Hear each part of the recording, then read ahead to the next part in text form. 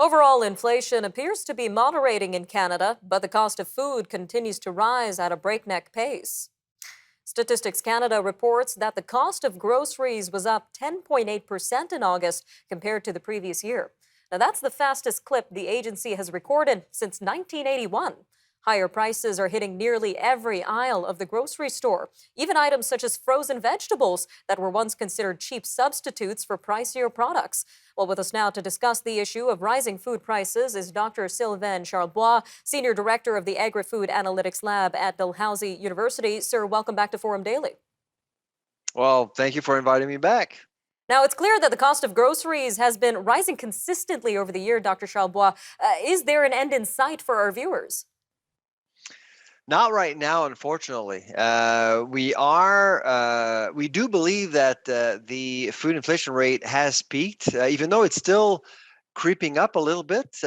We do believe that at some point, pressure points will secede. We are likely to see the rate starting to drop by the end of this year. The general inflation rate is actually dropping, so less pressure on everything else. The food inflation rate has exceeded the general inflation rate for well over a year now. And so that's quite problematic. That's why a lot of people are noticing higher prices at the store.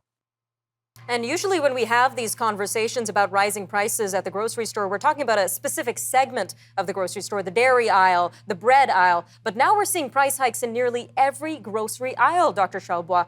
Why are so many products being impacted here?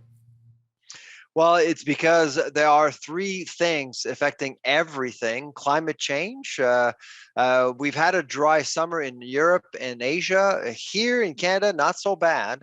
But if climate impacts some regions of the world, we eventually get impacted eventually. So one, two, Ukraine commodity prices are still higher than the 5-year average. So that's impacting the cost of processing. And finally, we also have logistics. That's due to the pandemic. Essentially, things are still not running smoothly around the world. There are still COVID protocols in different parts of the world, especially in Asia, really slowing things down, which makes things more costly, unfortunately.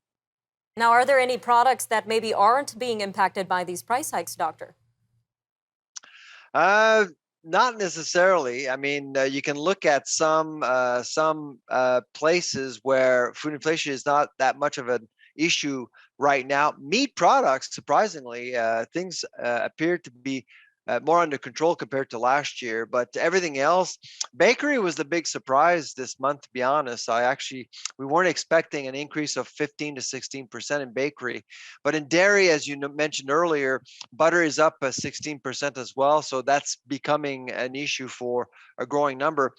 In a grand scheme of things, I mean, Canada has the third lowest food inflation rate in the G7. Only Japan and France have a lower food inflation rate. So, in a grand scheme of things, Canada is not doing too badly, but that doesn't help Canadian families to cope with this situation of high food prices.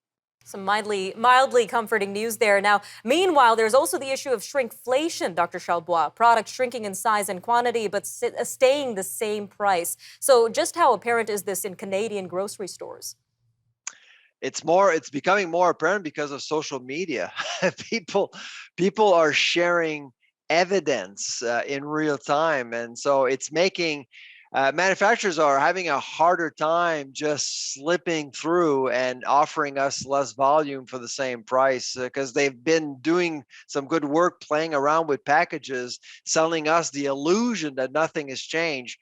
But a lot of Canadians out there are smart, and they're basically taking pictures with their phone. They're comparing products, and of course, when that happens, manufacturers tend to look really bad. So I do expect more companies to be more forthcoming in the future, telling people that they've actually shrunk the package.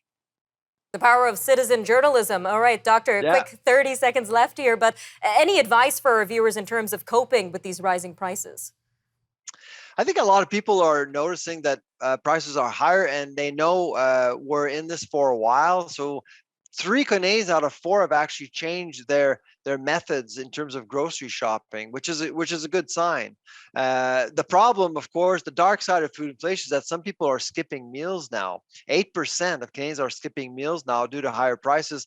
24% of Canadians are actually buying less food compared to last year. So you can see, you can feel that a lot of people are really struggling out there, unfortunately.